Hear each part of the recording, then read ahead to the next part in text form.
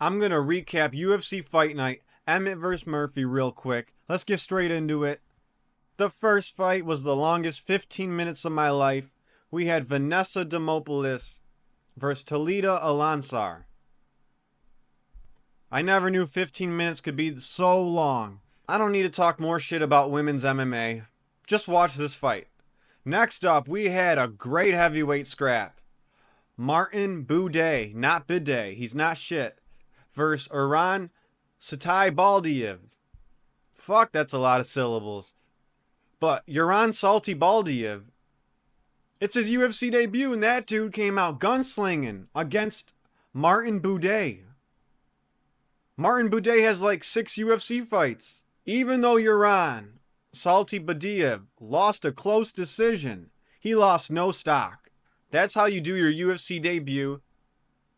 I liked how both guys fought. Satybaldiev, he came out gunslinging. Like I said, I think he won the first round. Martin Buday, not Bidet, he ate all his strikes. He's durable. But not only can he take it, he can dish it. That really surprised me for heavyweights. Good on them. Shortly after, we had McKee, someone who was on a huge losing streak.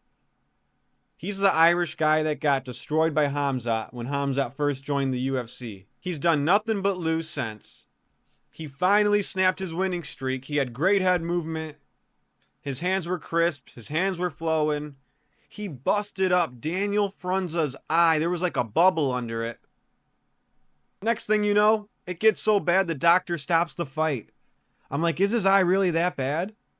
He split his lip open too. That's why they stopped the fight. Now, it wasn't as bad as split lip Lawler. Let's not get crazy here. But it was bad enough to stop the fight, I guess. Good on McKee. I don't know where the fuck he goes from here. This is at welterweight? He's got a long road. Next up, Diana Belbita versus Dione Barbosa. I'm not surprised, motherfuckers. Look at these two girls. Everyone knew who was gonna win.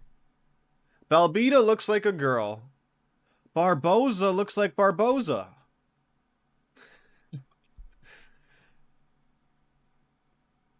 It doesn't take a betting master to pick the winner of this fight. Just look at their fucking pictures. Look at their images.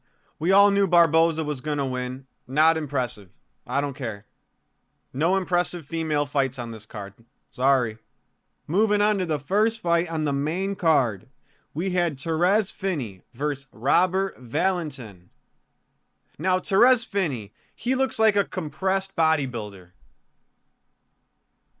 You would never guess he does MMA. You would think he trains at Powerhouse every day. I was expecting them to stand and trade, but I haven't seen too many of Finney's fights. He had some good takedowns in the beginning, but as the fight went on, it just turned into crotch sniffing. You know, Masvidal says he hates fighting crotch sniffers? Well, he would hate this fucking fight. I love wrestling, but this was just crotch sniffing. He just put his head in front of his crotch, held him there against the fence, and the fans ended up snoring. Like, no one won in that fight. No one won.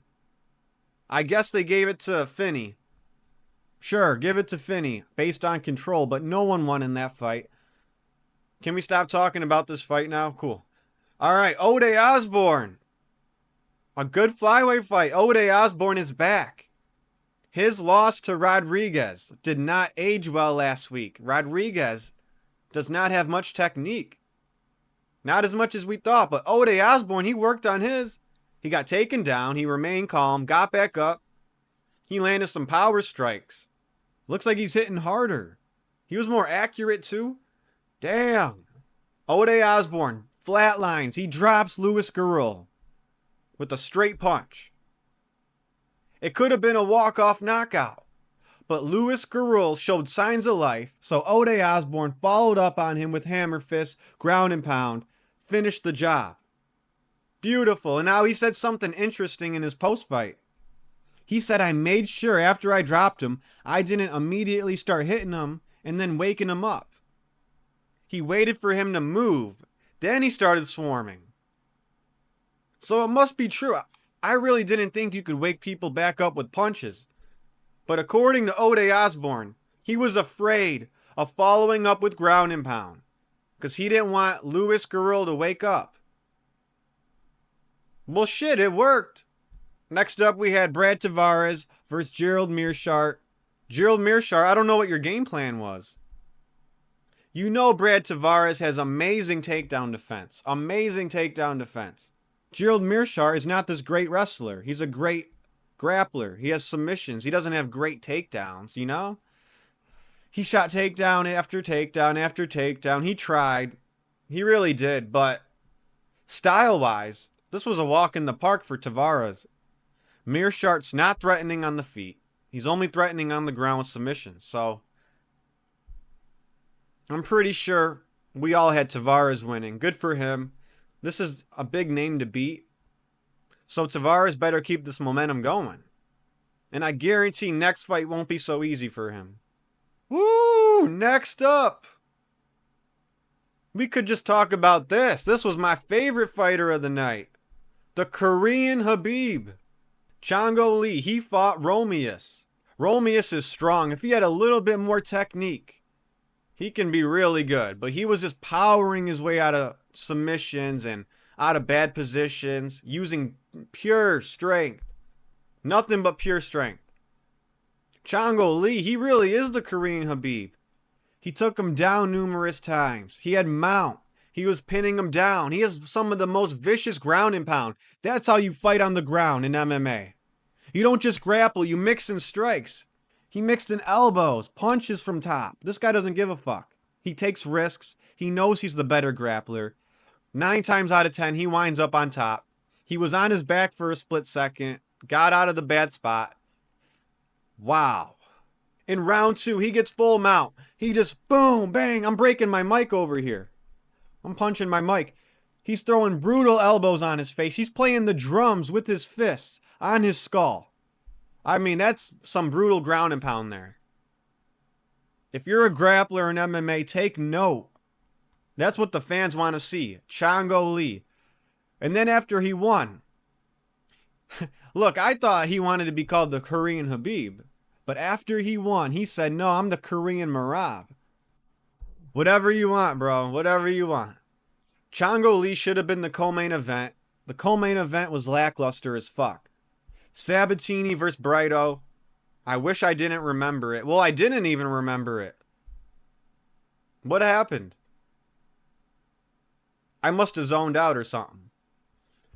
Which leads me to the main event. Who booked this fight? The matchmakers fucked up. You have Josh Emmett versus Lerone Murphy, a power puncher who throws one punch at a time. Josh Emmett fighting a defensive striker. Lerone Murphy. That's the recipe for a boring decision. A few years ago, this fight wouldn't even be in radius of a fucking main event. This wouldn't even be in proximity of a main event. This would be the main card opener at most. It's the common theme now to have a 40-year-old fighter or 40 plus years old who hasn't fought in years as your main event. Stipe's a main event. Josh Emmett's a main event. Do you know what the fight nights used to be like years ago? We had Nate Diaz on the card versus Michael Johnson. We had Junior Dos Santos. We had title fights as the main event of fight nights. We had Cowboy versus RDA on the same card. We had bangers back in the Fox days. Josh Emmett versus Lerone Murphy. If you mentioned that being a main event back then, you would be laughed at. I want to blame the fighters, but I want to blame the matchmakers more. You don't put this shit as a main event. That's like the common theme now. Put a 40-year-old who hasn't fought in years as the main event. I don't care about this featherweight fight. I'm not going to let it bother me because it's going to be forgotten by next week. We got Patricio Pitbull versus Rodriguez. We got Mitchell versus Silva. We got Lopez versus Volk. I'm going to break those fights down next. And I'll catch you guys next time. Later.